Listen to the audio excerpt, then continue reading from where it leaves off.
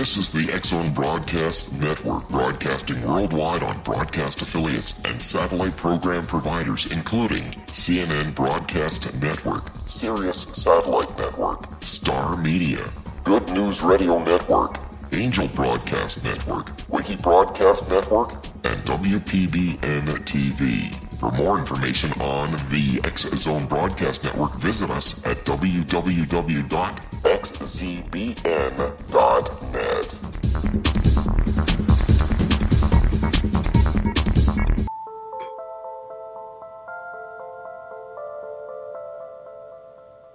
Hey everybody, welcome back to Paranormal Stakeout. I'm your host, Larry Lawson, coming to you from the X-Zone Broadcast Network's Southern Command Post in Vero Beach and Fellsmere, Florida. I'd also like to take a second to invite you to check out the next dimension in paranormal programming. Visit www.xzbn.net and check out all the terrific shows and hosts that the X-Zone Broadcast Network offers. And it's great to be back, folks. It's been a really long week. A lot of crazy things happen in the world. You don't even have to look at the internet to get fake or crazy news, just strange stuff going on. And it's nice to be back to the Paranormal Stakeout family and just spend an hour or so decompressing with all of you. So hope you enjoy the show. And kind of excited. I got a return guest tonight that I've been dying to get back on, a good friend of the show, fellow law enforcement officer, Mr. Chris George. Chris grew up in historic Leadville, Colorado. And his interaction with the paranormal came to him at a very young age. From the time he was 8, he had encounters that defied explanation. After high school, Chris went off to college and received a bachelor's degree in Parks and Recreational Management on his way to becoming a law enforcement park ranger. Chris also had the opportunity to study at UCLA in their paranormal psychology program. In 1996, Chris co-founded the Anubis Paranormal Research Organization after honing his skills as an investigator with a team in his native Colorado. Chris has had the opportunity to spend a great deal of time studying the haunting aboard the former luxury ocean liner, the Queen Mary, which is currently docked in California. It is here that he had the terrific opportunity to work with renowned paranormal researcher Peter James. Chris is currently working on his book, The Park's Darkest Path, a collection of ghost stories and spooky tales from America's parks.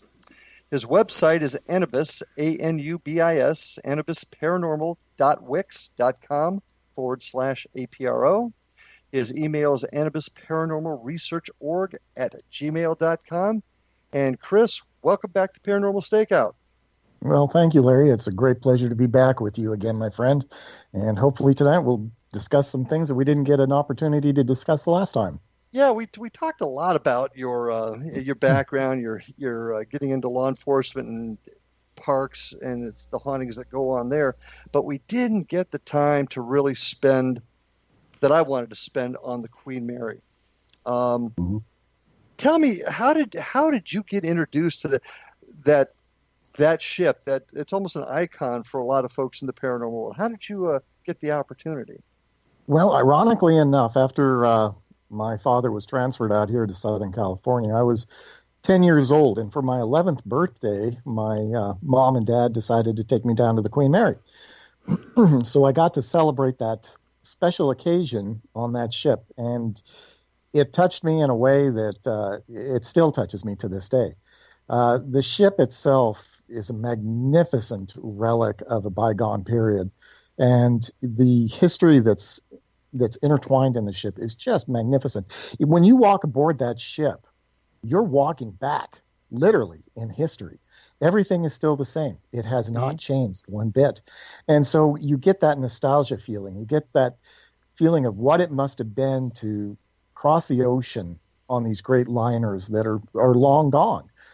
They've got newer versions, but they can never meet the same standard that the likes of the Titanic, the Olympic, the Majestic, the Queen Mary, the Queen Elizabeth, and so forth really played in the lives of so many people, not only from the 1900s on up to basically the 1960s. It was the one way that they could get back and forth between Europe and America. Now, the Queen Mary is currently, it's used as or open as a hotel. Am I correct? They hold events there? That's correct. She was brought over in 1969. The city bought her, and their idea was to make her into a convention center hotel, which was exactly what happened. They took out basically the innards. All the boilers and everything are long gone. They did repair work on her, and ironically, they're doing that right as we speak. They're doing a refit of her because she's been kind of neglected up until this point. But the whole idea was to make her into an existing hotel, a banquet and convention center, and she's been doing that ever since. She's gone through many incarnations with different owners. The city of Long Beach originally owned her, then the Rather Corporation, then Disney owned her for a very short period of time, and then it's now been gone back into a private holding along with working with the city. Mm-hmm. And how often do paranormal groups get the opportunity to investigate or work it? Well, it's funny because any time of the day, I was taking my family down through it, my little godson and his mother and myself, and it was about 12 o'clock during the daytime here, and I was just kind of showing them, and sure enough, here comes 2 or 3 people. They had their K2 meters, they had all of their devices, and they were just independent. They were just going about the ship, and normally that's what happens. Uh-huh. Organized tours on the Queen Mary are broken into 2 things. Okay, well, do me a favor. We're going to have to take our first break here in just a second. We're this I can already tell this show's going to go fast for us tonight. So, folks, stay with me. Chris George talking about the Queen Mary and other things strange and unusual in the state of California. Stay with us, and we'll be back in just a few minutes. See you on the other side.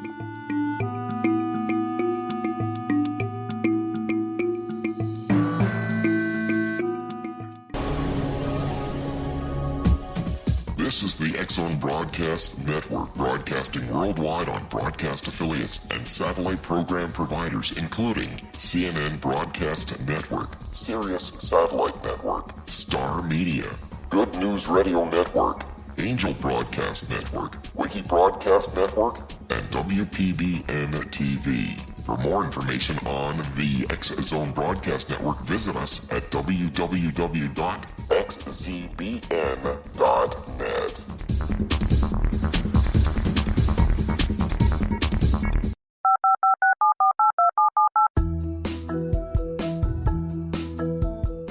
Did you know that when you're on the road with limited data or Wi-Fi, you can still listen to the X-Zone Radio Show with Rob McConnell, The Science of Magic with Gwilda Wiyaka, X-1, Dimension X, Space Patrol, and every minute of the X-Zone Broadcast Network by calling 213-401-0080, courtesy of Audio Now. No smartphone, app, or internet needed. It saves your data plan, and it's free if you have unlimited minutes. Call 213-401-0080 to listen on any phone, anytime, anywhere. Remember 213-401-0080 for the best of the paranormal, parapsychology, and sci-fi radio programming anywhere, 24/7, 365.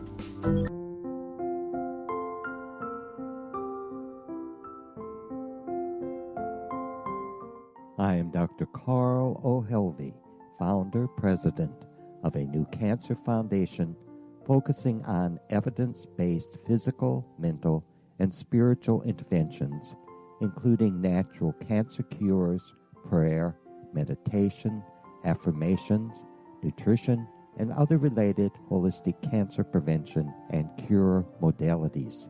These are used in cancer education, research, and financing care. I ask for your help to continue this important work by donating at www.holisticcancerfoundation.com.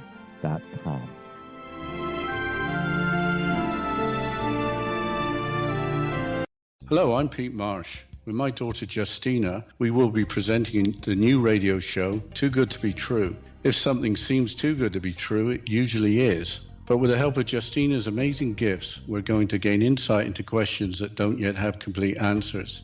Have you wondered who built Stonehenge and for what reason? Why are crop circles found in the same region as Stonehenge and elsewhere? Are crop circles a hoax, or are they created with technologies that we have little knowledge of? Who built the pyramids in Egypt and also in other countries? How and why were they built? Was the Titanic switched with the Britannic as part of a gigantic insurance fraud, or for more insidious reasons? What caused the Tunguska event when trees were flattened over an 800 square mile area in Siberia? Will the new insights be too good to be true? Well, that will depend on what you are prepared to believe. Please join us as we start on this journey together. For more information on Too Good to Be True, visit www.xzbn.net. Little children aren't the only ones afraid of the dark. Millions of soldiers return from war zones with PTSD, anger, frustration, fear, and loneliness, much of which surfaces during the darkness of the night. You have the chance to change the lives of these American heroes. Songs and Stories for Soldiers.us provides free MP3 players for these men and women. With a list of 3 million songs in 16 different styles, 100,000 audiobooks, and 30,000 old-time radio programs, every veteran can find something to soothe and comfort them at no cost. All our players contain an 8-hour audio program designed to help veterans fall asleep. With 1,500 plus vets now participating, it's our goal to deliver 10,000 audio players this year. Go to our website at songsandstoriesforsoldiers.us. Help us help a veteran make it through the night.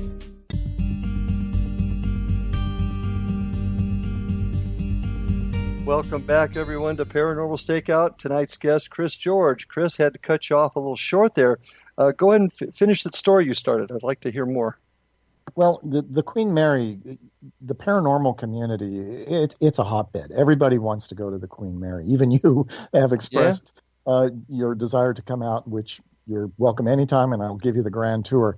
But there's only certain individuals that they allow there to do the tours because, again, they want the respect. They want to make sure that everything is controlled and that there's some professionalism involved.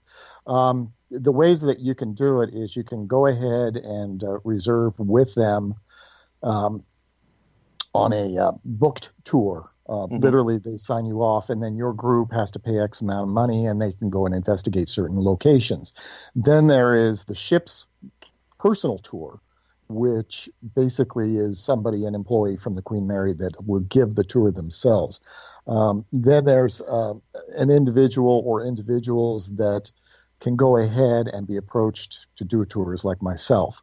So they want to really keep it real close and knit. In fact, I'm working with the Queen Mary right now in standardizing basically their tours and the haunting aspects of it so that there is a little bit more control than what's been going on.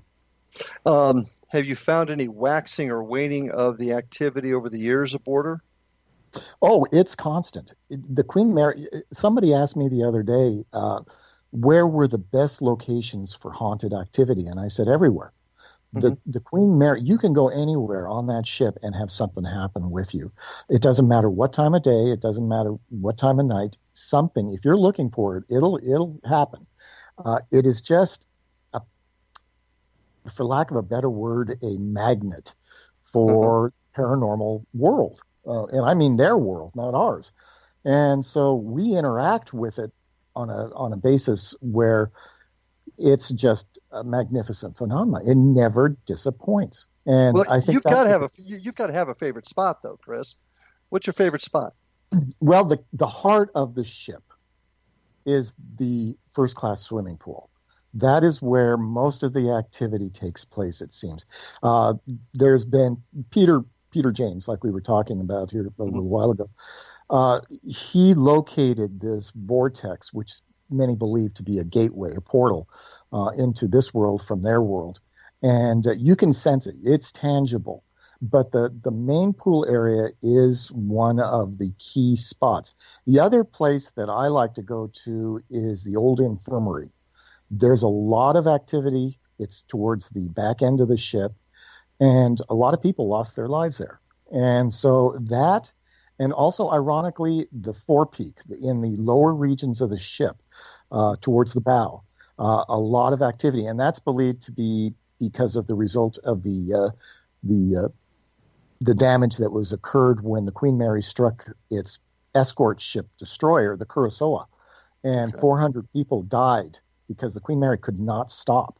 It had to keep going, and it left all of these people in the water. And what was tragic was they were drawn into the propellers and literally chopped to bits. And it's one of the darker aspects of the Queen Mary, and it was never reported during the war, but it eventually came out. She had to go into dry dock and have her forward peak rebuilt. And to this day, there's a lot of sounds and screams and so forth that come from that area. Yeah, I have never heard that story before. That's quite fascinating. The Queen Mary, just like the Queen Elizabeth, a lot of troop ships taking our soldiers overseas during the Second World. I never heard that story before. That's fascinating. That they called her, ironically, the Gray Ghost during World War II because they had painted her completely gray, and Hitler had put $1 million bounty on her on any U-boat captain that could sink her. If they could sink her, they got $1 million. But the thing was that she carried so many troops. It was standing room only, Larry. I mean, they really boxed them in. The ship was so overweight with people, with soldiers going over to Europe. And then after the war, she became a war bride ship and brought all of the wives and the children over that were had taken place over there in Europe. So, I mean, she has seen a lot of different aspects to herself. Has anybody been able to catalog or collect evidence directly related to, well, any of these soldiers that were killed in this incident or anything else from the war? Has anything been able to be pinpointed? Well, there has been recordings. There's been a lot of EVP access. Many reports have come where security guards, especially late at night, will be walking the decks and the inner parts of the ship, and they'll hear these sounds. And of course, it's reported in their logs of what's happened. Recording devices have picked up these sounds of crashing metal, scraping metal, and screams, rappings, tappings, howls. So it could be more along the lines of a residual impact, because if you can imagine the amount of energy that would have taken to slice a ship in half, and all the people that were now just thrust into the ocean or going down with that ship, the Kurosawa, that had to have left some residual element to it. And so there's a variety of aspects of hauntings with the Queen Mary, because you get the intelligent haunting as well as the residual.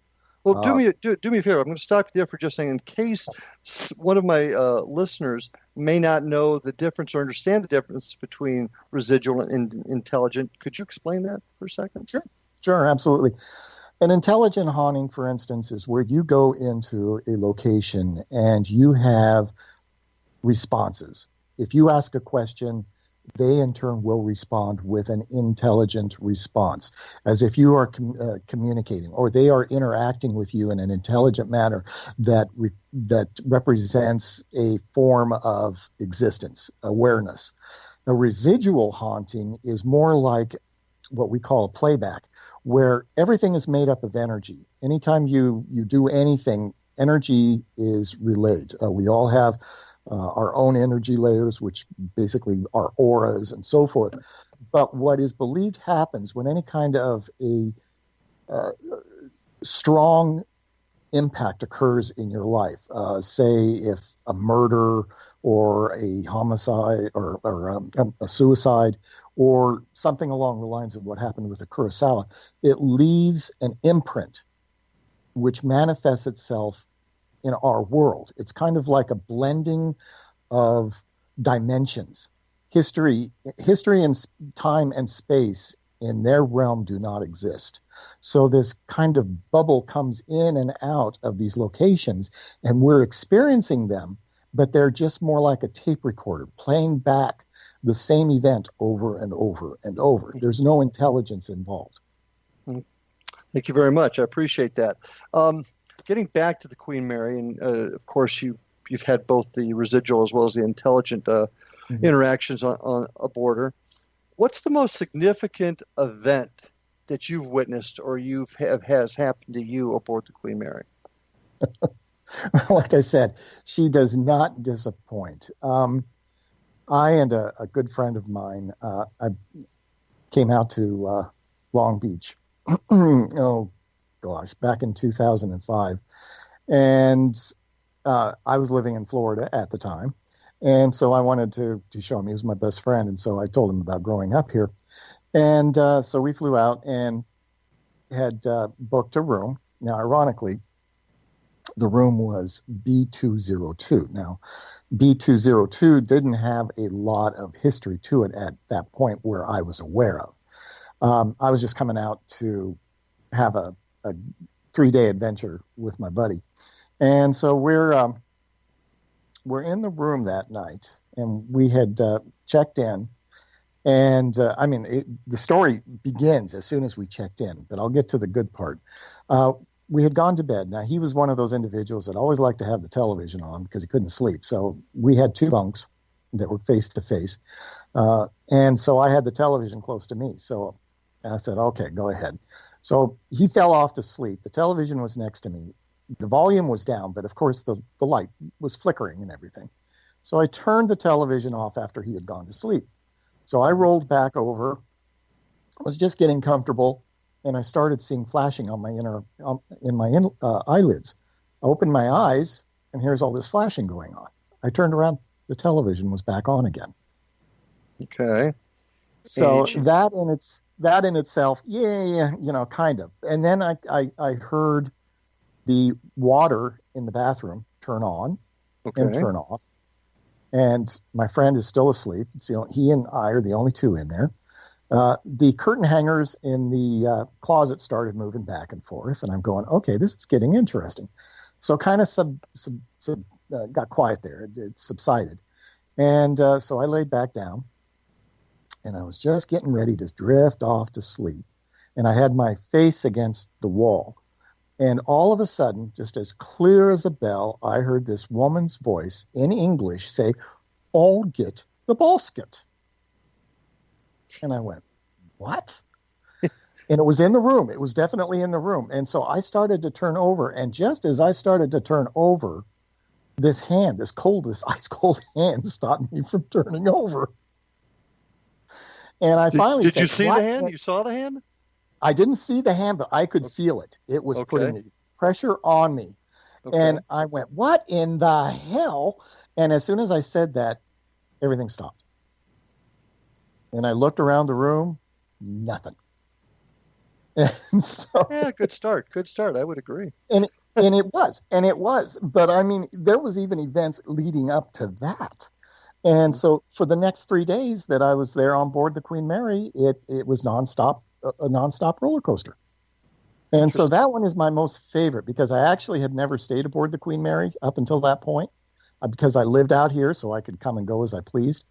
But that was an adventure. And there was so much more, that happened, like I said.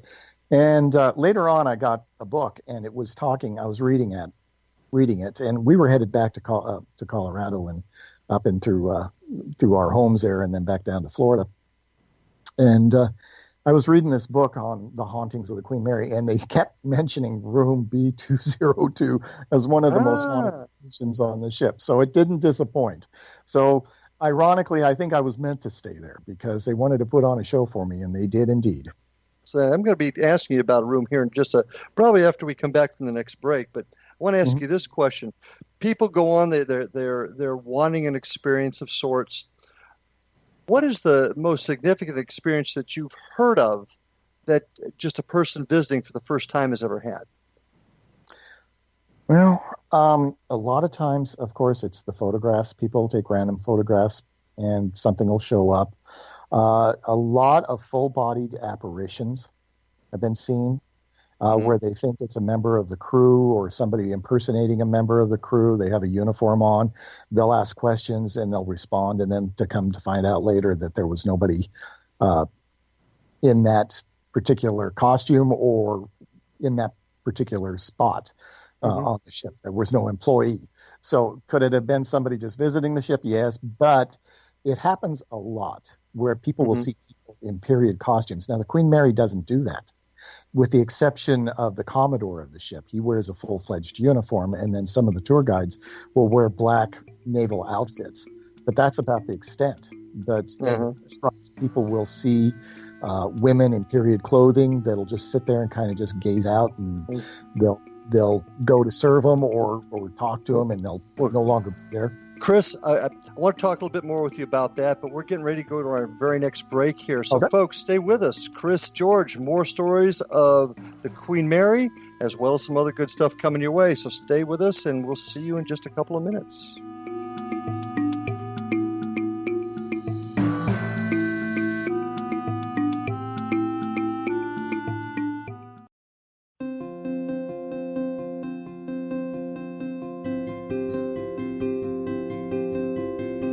Dreams are our personal gateways into infinite wisdom. Don't miss shamanic counselor and indigenously trained dream decoder Sandra Corcoran's inspiring book, Shamanic Awakening Between the Dark and the Daylight. This remarkable work chronicles Sandra's 35 years of experience with diverse wisdom keepers and her initiations throughout the Americas and across the British Isles, Turkey, Greece, and Egypt. Sandy's knowledge of symbology, psychology, and myth influence her dream blog and workshops. Sandy offers private tarot readings, international journeys, a meditative CD, as well as her book, Shamanic Awakening, to encourage you as you navigate this earth walk, creating a deeper connection to yourself and all that is. Find this and more at Sandy's website, starwalkervisions.com.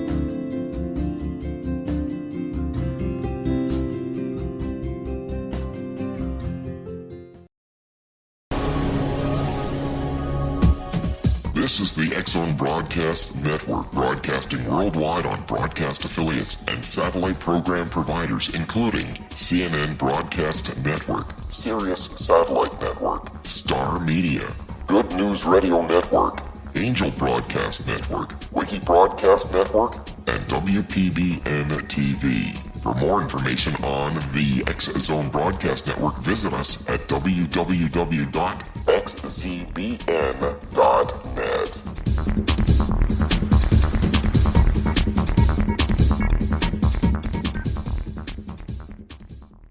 How would you like to be able to read other people's minds? Well, the next best thing is here. When you know how to read a person's name, you know how the person thinks, feels, and behaves.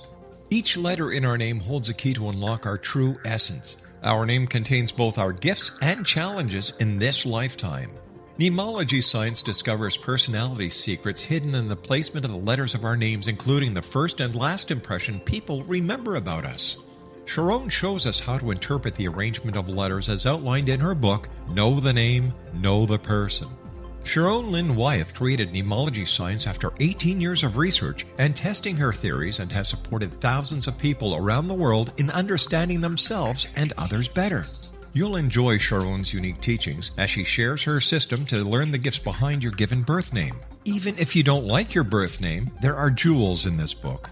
If you're thinking of changing your name, ready to name your child, or wanting to get along better with others, this is the book for you.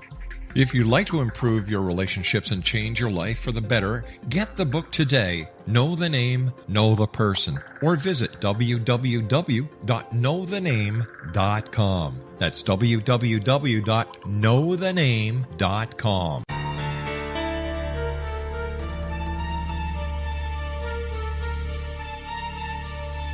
Hello, I'm Justina Marsh, and with my dad Pete, we are going to present a new show called Too Good to Be True. Together, we are aiming to discover more truths about this world and beyond. Do you have unanswered questions about the world?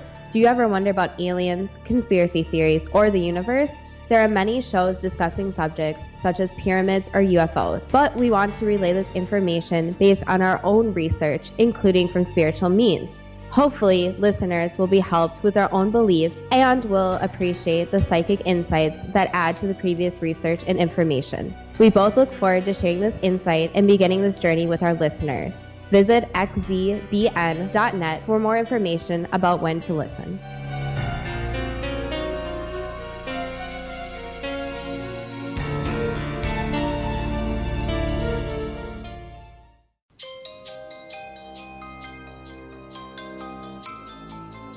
And welcome back to this next round of Paranormal Stakeout with Mr. Chris George talking about the Queen Mary. Now, you were just discussing a second ago about people getting a lot of photographs of people in period dress, and you explained pretty well that not a lot of people dress like wear period dress on the ship.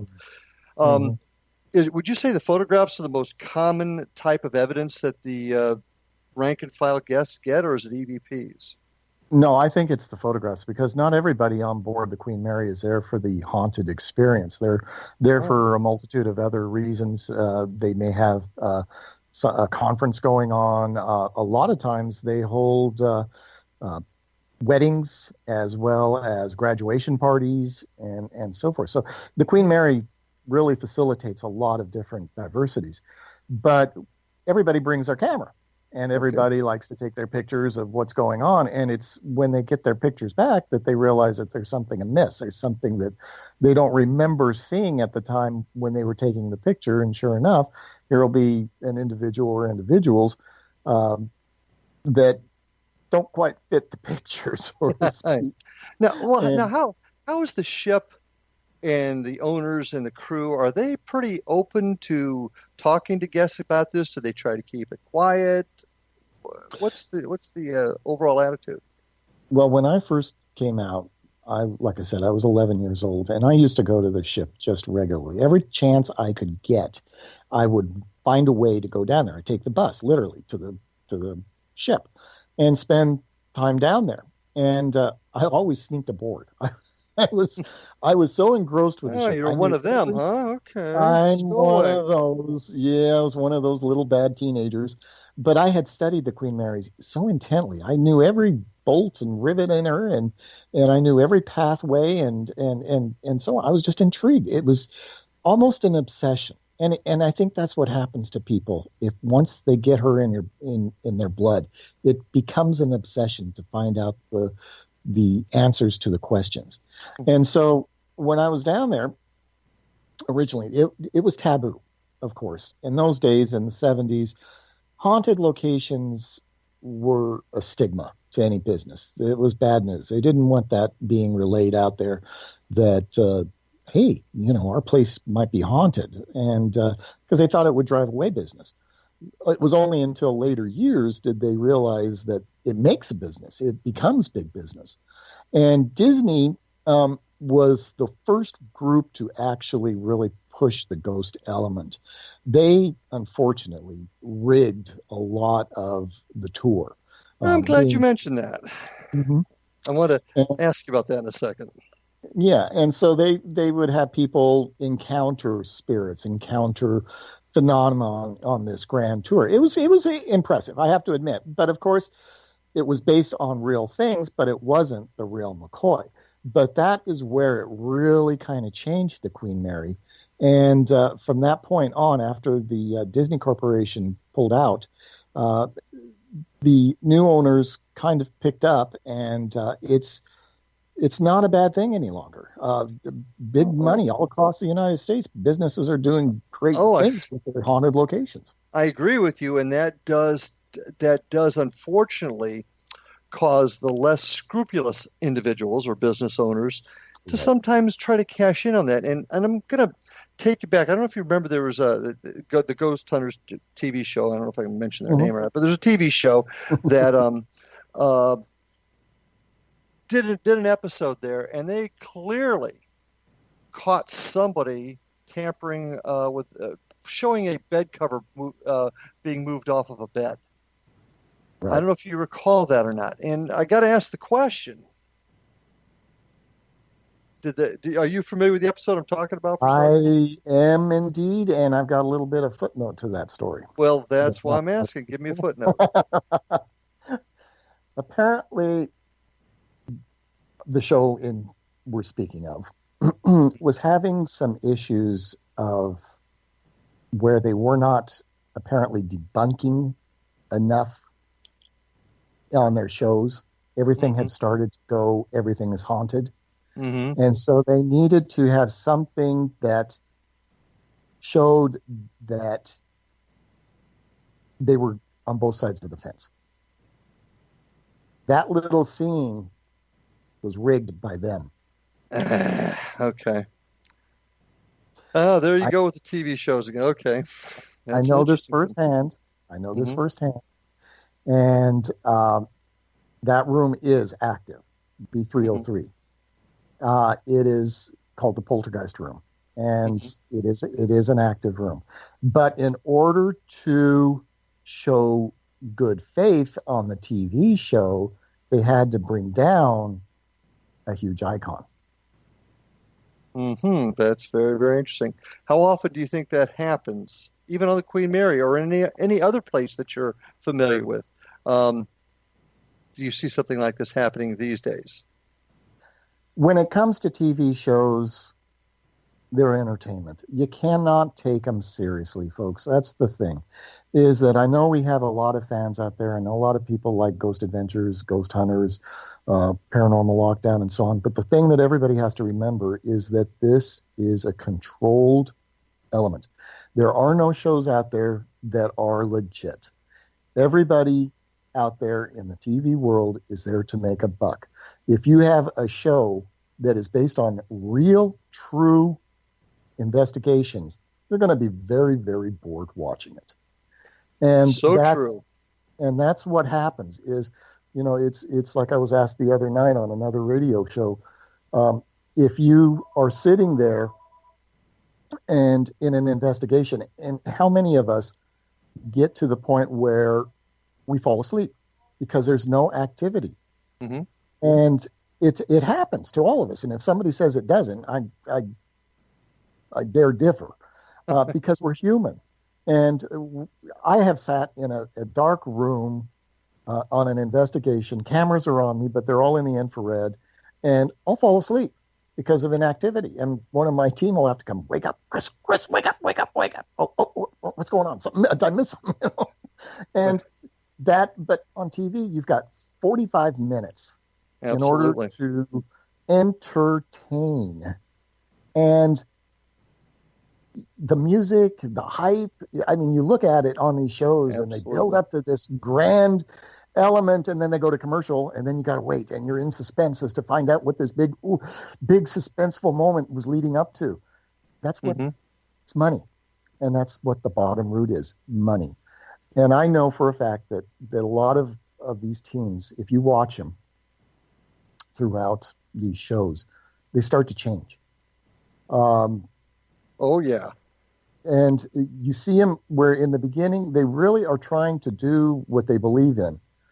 But regardless, they're getting paid big bucks. And so they're going to do whatever the television company wants them to do.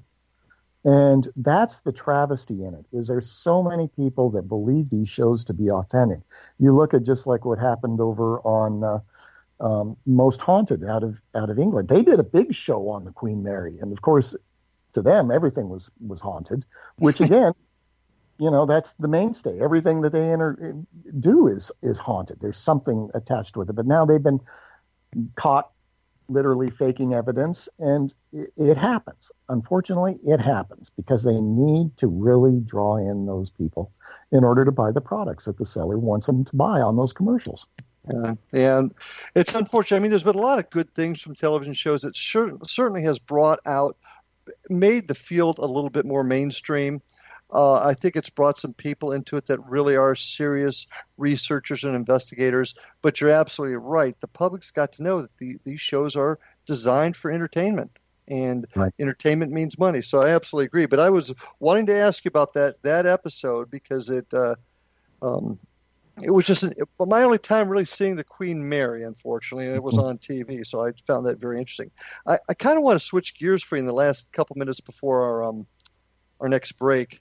Peter James, there's an individual who I must admit fascinates me. He was the first one we saw, at least that I saw on television, openly discussing this back in the 70s. What was your relationship with him? How did you get to know him?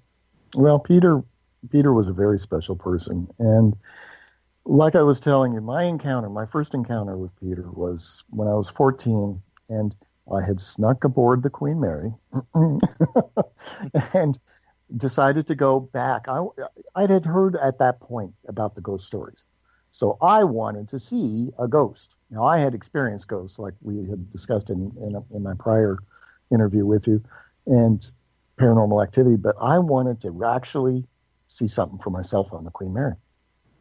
And so on this particular day, I snuck aboard and I headed right to the back end of the ship. They call that the aft. And I was down by the rudder complex. Now, down there, it's a very tight area. Nobody is allowed down there. And so I was crawling around in areas that you weren't supposed to. I had rust all over me. I had dust in my hair. I mean, I looked like some horrible creature that had climbed out of a pit somewhere. And so I'm walking around in the back area where no one is supposed to be, and I turn a corner, and I bump right into this gentleman that's standing there, and I'm going, oh, crap, I'm caught. I'm in trouble. And he looks at me, and I look at him, and he says to me, he says, what are you doing here? And I said, well, what are you doing here? And he says, well, I asked you first. And I said, well, I says, and I kind of sheepishly said it because, again, it was something that wasn't looked upon like it is today. I said, I'm looking for ghosts. And his eyes got all bright-eyed, and he says, well, so am I. All right, kid, you're my new best friend. And in reality, that's kind of what happened. He took me under his arm, and he started to show me the ship in ways I never knew. And so we became very, very good friends over the years. And he and I spent a lot of time together on that ship. And I can attest that the things that you saw, he was a medium as well as a psychic. And he was not a joke. He was the real McCoy. And he introduced me to Jackie. And Jackie is this ghost of this little girl that is predominantly in the swimming pool area. And he would call out to Jackie, and she would audibly respond. And in fact, they did an episode of the TV show Sightings, and they were able to capture it as well on that show. And I believe that's the first time I saw Peter James. Yes. was on that episode in the pool on the Queen Mary. Right.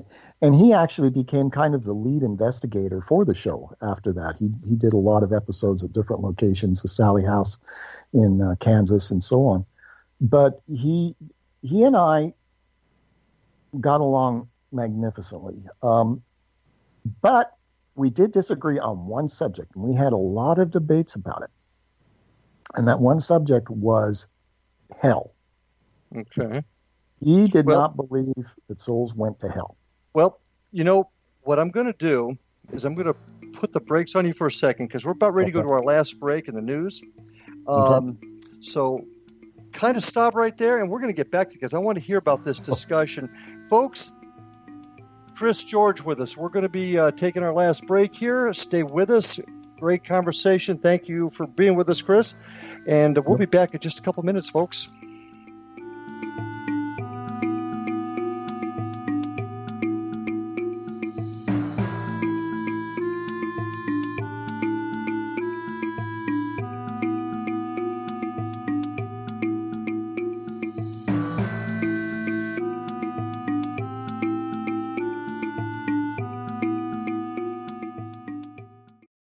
Hi everyone, Rob McConnell here, and I wanted to spend a moment on internet streaming. Everybody has heard about internet streaming, but not many know much about it. Did you know the internet streams just about everything? Movies. From new releases to old classics. TV shows. Almost every show, every episode, and much more. But the question has always been, how do you do it? Well now, thanks to the folks at 123 Ready TV, I have the answer for you. They have developed a simple program app, 123 Ready TV, that you install on your Windows PC, Android smartphone, or Android tablet that can have you streaming like a pro in less than 5 minutes. You truly won't believe how much is available or how easy it is to do until you try. And for a one-time cost of only $19.99, this product is a real winner. To learn more about 123 Ready TV, visit our website at www.xzbn.net.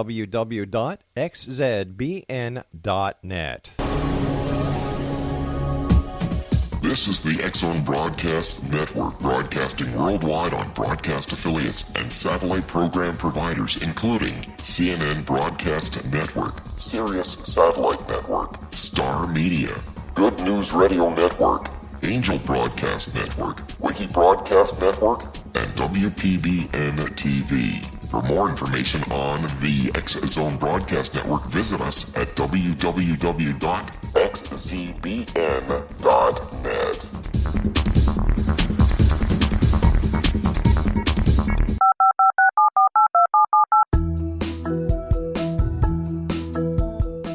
Did you know that when you're on the road with limited data or Wi-Fi, you can still listen to the X-Zone Radio Show with Rob McConnell, The Science of Magic with Gwilda Wiyaka, X-1, Dimension X, Space Patrol, and every minute of the X-Zone Broadcast Network by calling 213-401-0080, courtesy of Audio Now.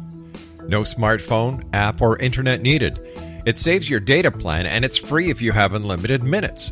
Call 213-401-0080 to listen on any phone, anytime, anywhere. Remember 213-401-0080 for the best of the paranormal, parapsychology, and sci-fi radio programming anywhere, 24/7, 365.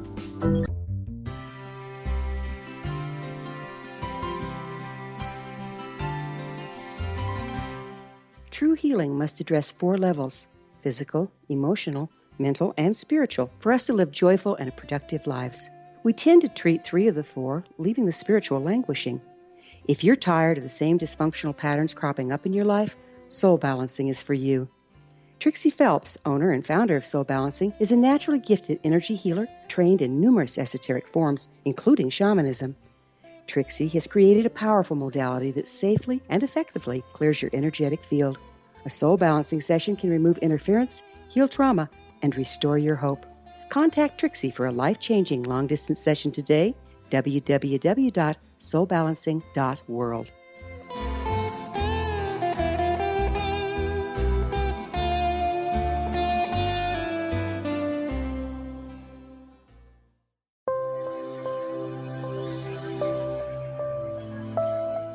There's a legend shared by many indigenous cultures of a time when the nations were cast to the 4 corners of the world. Each nation was given a body of sacred knowledge that held a different portion of the truth to preserve. True reality could not be known until all the nations reunited, combining the information. If a single one was missing, the world could not be reborn and darkness would prevail. The Science of Magic Radio is dedicated to reuniting the sacred knowledge. With the understanding, none of us has all the answers, but together we can open new perceptions and possibilities. Through our combined vision, the world can be reborn into a place where darkness no longer prevails. Join me, Gwilda Wiyaka, and the Science of Magic daily on the X-Zone Broadcast Network, xzbn.net, or visit us at thescienceofmagic.net.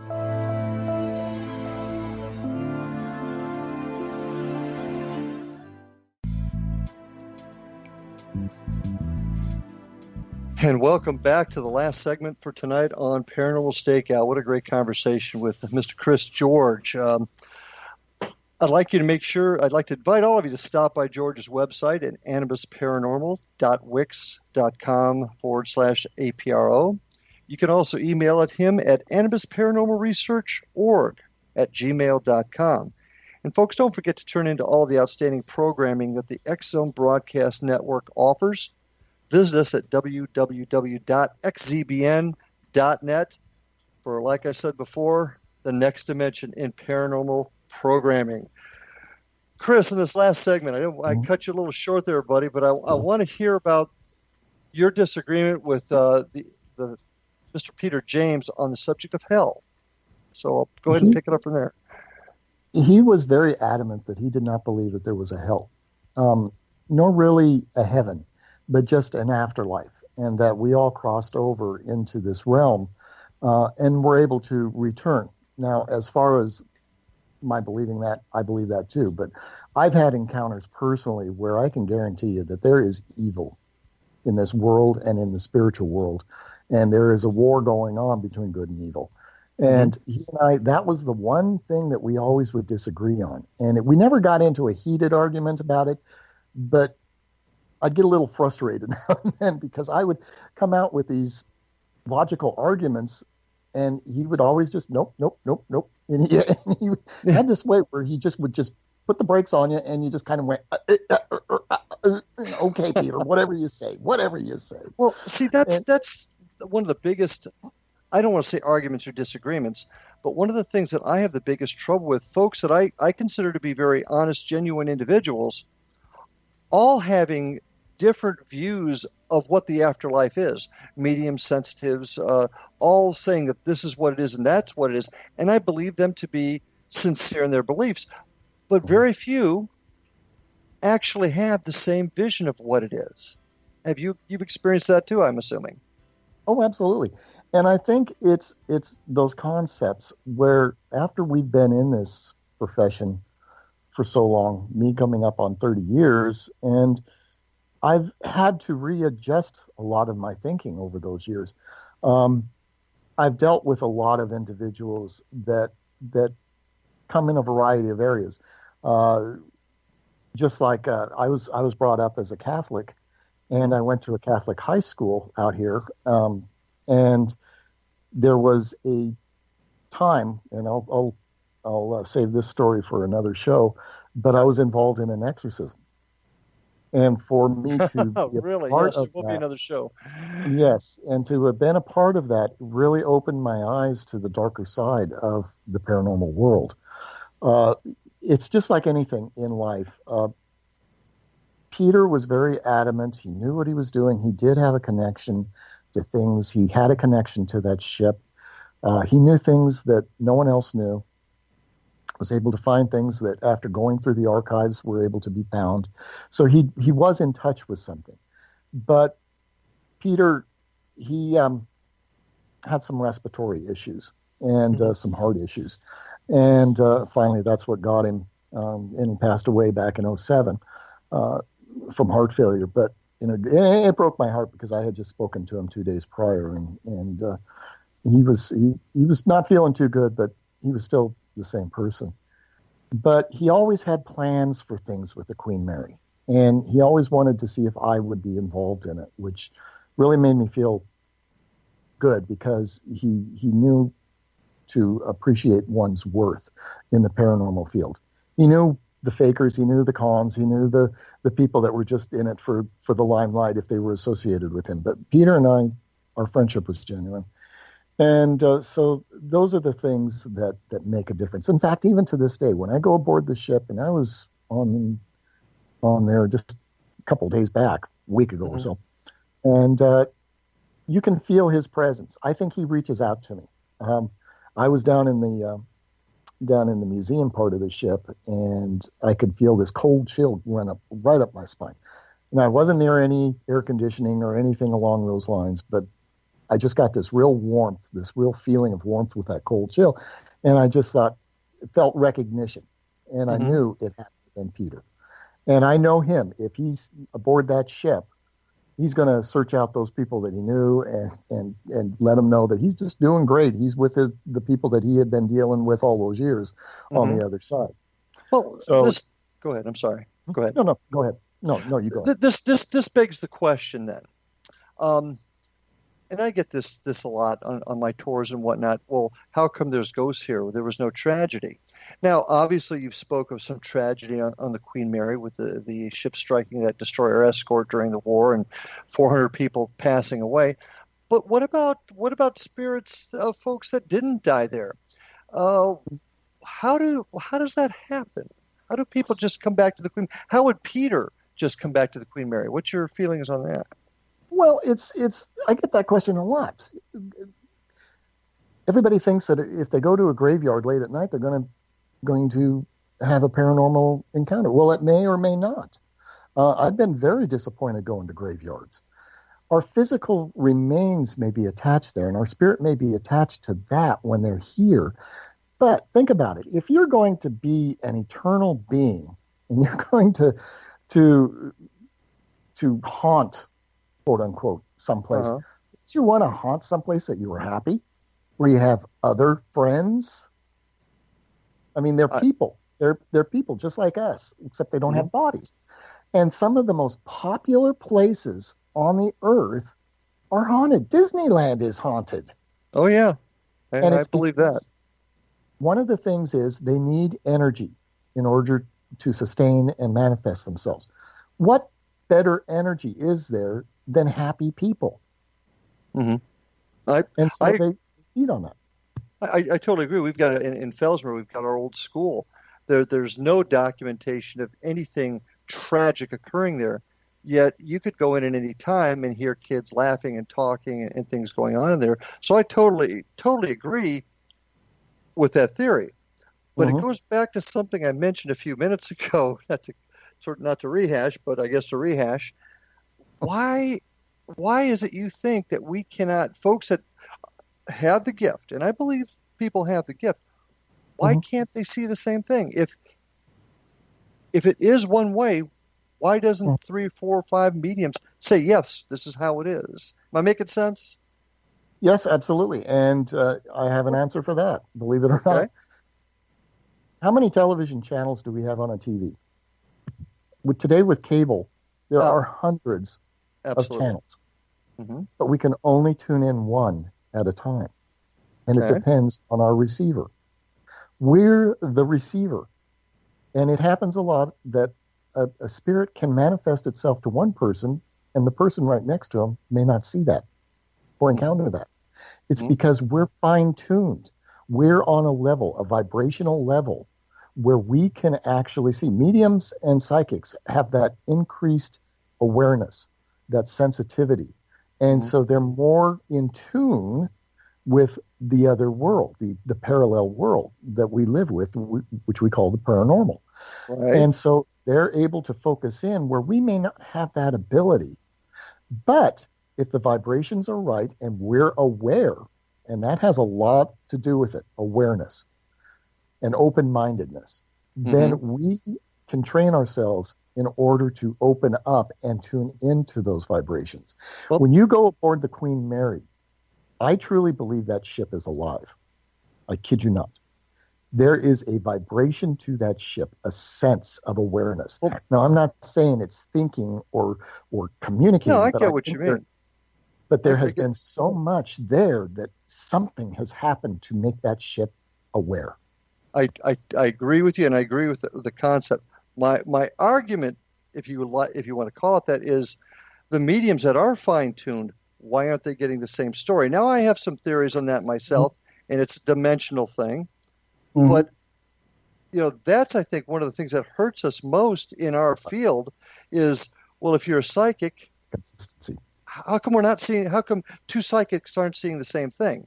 And that's where I want to finally get us to, as far as investigation, to somehow get that into the one big. I mean, now I'm not making sense, but get it into the same stream of what we're seeing. Right. That's where I'm at. Well, there's so many variables with each individual. Again, it deals with the psychic makeup, the body structure. We can go into the demographics and cut it down for hours, but I think that we're dealing with an interdimensional aspect. Yeah. It is not in the physical world, and when we encounter paranormal activity, that world is blending into our world. And it is our psychic ability, our physical ability, our spiritual awareness is all mixed up into this. And I think that we're still trying to cope with our physicality when dealing with that. And it can actually kind of haywire us just a tad bit. I agree. And, it's because, again, we're not prepared for it. A lot of people are not prepared for the paranormal world. There is you're right. percentage of us. And when it occurs to them, they don't know how to react to it.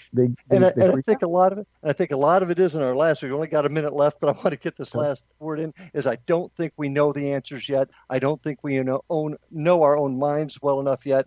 I don't think we've evolved enough to have everybody having the same answer. And I think that's where we're at. It's all a question of evolution and learning. That's my opinion on it. Absolutely. Absolutely, buddy. Okay. Well, with that, Chris, unfortunately, our time is about to come to an end. I got to tell you, I really enjoyed hearing about the Queen Mary tonight. If anybody is out in California or gets out there, I really encourage them to go visit it. I hope to get out there one day myself. We didn't get into some of the things I wanted to talk about, Chris, but there will be a next time. I appreciate you being with us once again. Visit him at anibusparanormal.wix.com/APRO. This is Larry Lawson, Paranormal Stakeout. See you next week, folks, and see you on the other side.